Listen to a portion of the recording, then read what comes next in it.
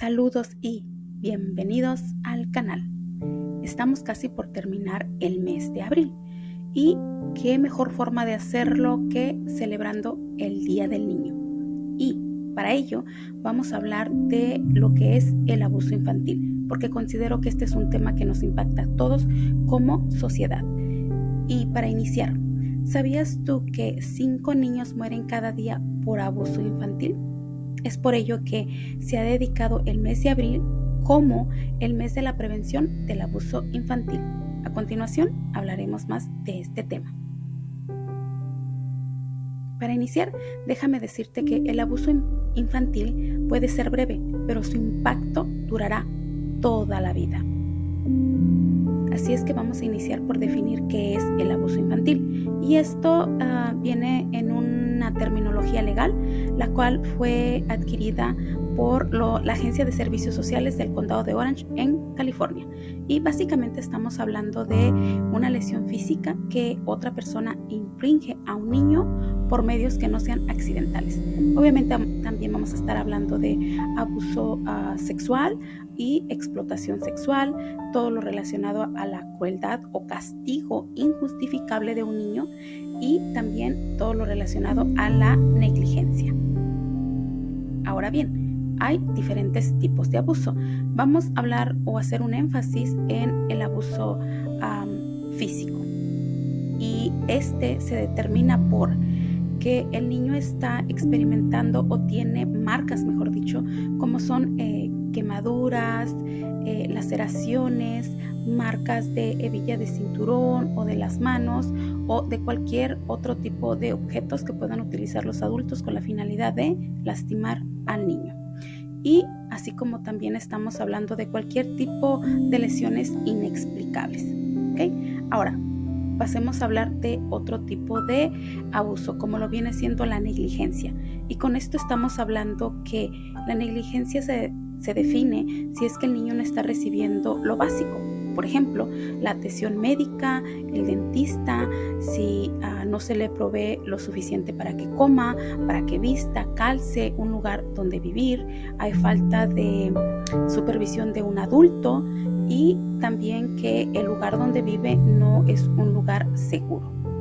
Ahora, hablemos de el otro tipo de abuso que está relacionado con el abuso sexual.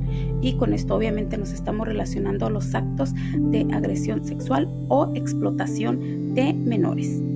Y también estamos hablando de que si el niño tiene diferentes o te explica o te habla en un contexto que obviamente no está para su edad, como todo lo relacionado a lo sexual.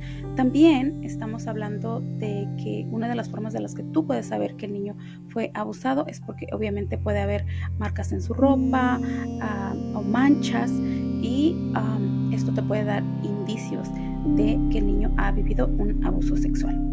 Ahora, vamos a hablar un poquito de las estadísticas nacionales del maltrato infantil en Estados Unidos. Y se dice que en el 2020, 1,700 niños murieron por abuso y negligencia. Otro dato importante es que los niños que experimentaban abuso y negligencia infantil tienen aproximadamente 9 veces más probabilidades de involucrarse en actividades delictivas. Es decir, se pueden involucrar o empezar a tener problemas con las autoridades porque realicen cualquier tipo de robo, graffiti y esas cosas. Ahora, otra estadística interesante dice: los niños abusados tienen un 25% más de probabilidades de experimentar un embarazo en la etapa de adolescencia. Así es que creo que esta puede ser una explicación congruente de por qué hay muchos embarazos en las jovencitas. Ahora, si estos datos no han sido suficientes, bueno, se dice que alrededor del 30% de los niños abusados y abandonados abusarán más tarde de sus propios hijos. Creo que esa es una explicación, si es que puedo poner ese término, de por qué el ciclo del abuso no termina. Ahora, otro dato: alrededor del 80% de los jóvenes de 21 años que sufrieron abusos o cuando eran niños cumplirán con los criterios de al menos un trastorno psicológico. Así es que creo que esto nos puede dar una idea de por qué nuestra sociedad tiene tantos problemas relacionados a la salud mental. Y ahorita vamos a hablar un poquito más a qué me refiero con esto. Otro dato que se me hizo muy interesante dice que en un estudio los niños cuyos padres abusaban de alcohol y drogas tenían 3 veces más probabilidades de sufrir abuso y 4 veces más de probabilidades de ser abandonados que los niños que vivían con familias que no eran abusivas. Esto nos implica que el uso de alcohol o drogas también tiene un factor importante en lo relacionado al abuso infantil, y vamos a enfatizar esto un poquito más adelante. Ahora, hablaremos un poco de los factores de riesgo. Y como te decía, hay ciertos factores, ciertos determinantes, ciertos comportamientos en la dinámica familiar que va a contribuir que el abuso infantil se potencialice aún más, como lo viene siendo la violencia intrafamiliar o violencia doméstica. Otro dato interesante es el maltrato físico o psicológico. Como hablábamos anteriormente, en las personas que han vivido cualquier tipo de abuso es muy probable o aumentan las probabilidades de que este ciclo de maltrato se repita. Ahora, otro factor de riesgo importante es la ausencia de comunicación adecuados, y con adecuados me refiero a que se pueda transmitir el mensaje que tú quieres a la otra persona sin que existan gritos, aventones, maltratos, porque dentro de la dinámica de violencia intrafamiliar, los gritos y los maltratos es una forma de comunicación. Por eso que se hacía énfasis en que la comunicación sean adecuados.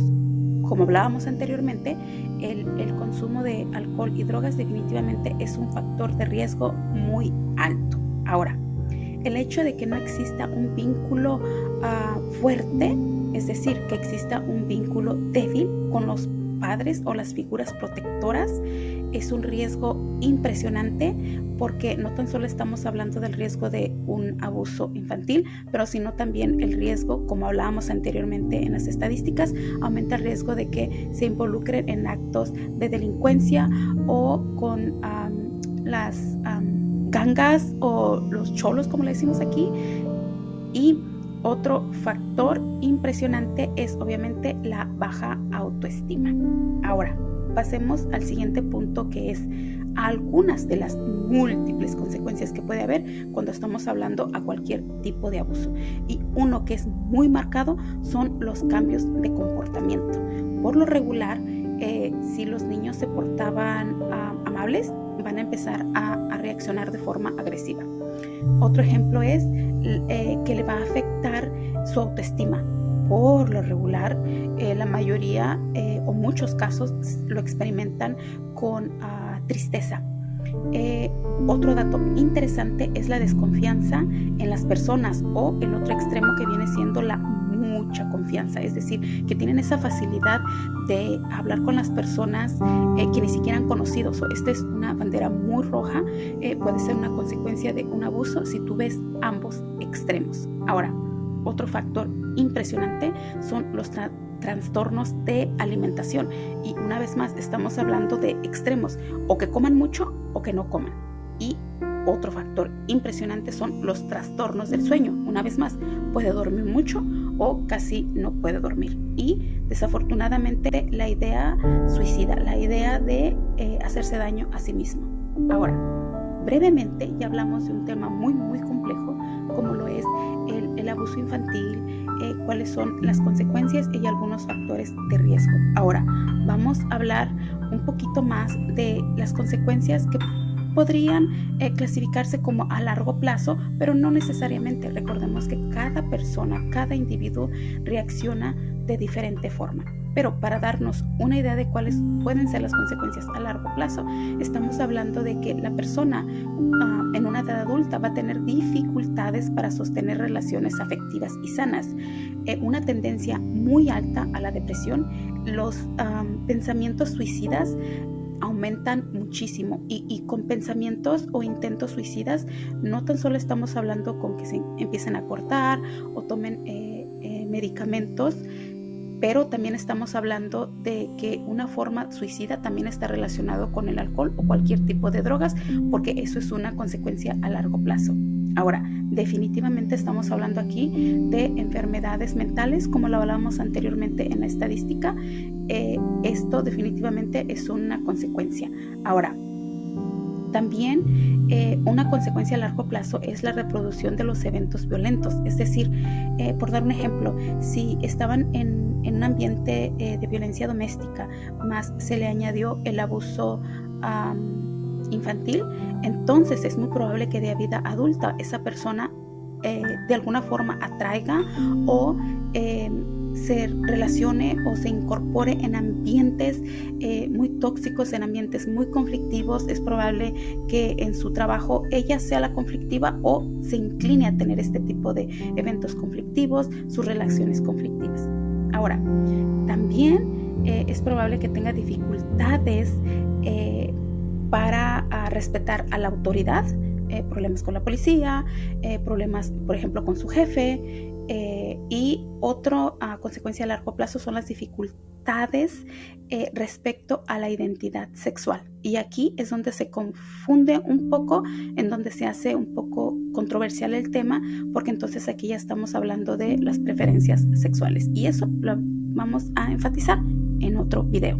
Ahora, una consecuencia definitivamente a largo plazo son las alteraciones de su autoimagen, de cómo es que ellos se ven a sí mismos.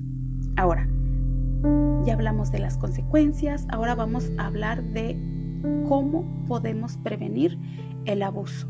¿Cómo podemos hacer para, si esto ya pasó, que no siga pasando? Y obviamente la meta es que definitivamente no pase en los niños. Y una de las claves principales es la comunicación con los niños. Y con comunicación me refiero a explicarles las partes de su cuerpo y que ellos tienen el derecho de que nadie se los toque. Y con partes de su cuerpo es de llamarles sus partes privadas por su nombre, los senos, penes, el trasero, y que nadie los puede tocar, pero tampoco ellos tocárselos a alguien más, pero tampoco o que la comunicación esté en énfasis también de que el abuso no necesariamente es que los toquen a ellos o que los obliguen a que ellos toquen a alguien más, pero también el abuso es que ellos vean que se los están haciendo a otra persona. Y aquí es donde radica una buena comunicación con los niños, de decirles: estas son las partes de tu cuerpo, nadie te los toca, ni tú a ellos, pero si ves que alguien más se lo hace, ven, dímelo a mí. Y con esto paso al a la segunda C, que viene siendo la confianza. Que tú desarrolles esta comunicación te va a llevar a que el niño te tenga confianza de venirte a decir a ti, y tú como adulto de comunicarle de que si esto llega a pasar, no importa en qué ambiente esté, él tiene que decírselo a otro adulto, y aunque se lo diga a ese otro adulto donde esté, también se lo tiene que venir a decir a ti como el responsable de ese niño, ya seas la mamá, el papá o cualquier figura paterna.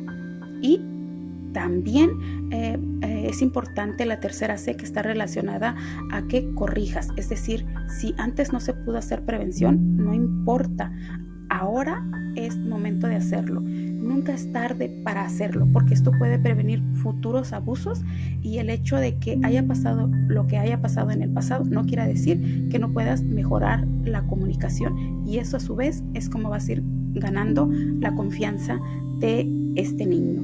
Y algo muy importante es que les hagas énfasis que cuando ellos te vengan a decir lo que sea que sientan, que tú les vas a creer. Es muy importante que le hagas mucho énfasis, que le vas a creer en todo lo que él te diga y que lo vas a defender siempre, sin importar de quién se trate que te esté hablando, que le hizo algún tipo de daño o que quiso hacerlo o que simplemente él se sintió incómodo.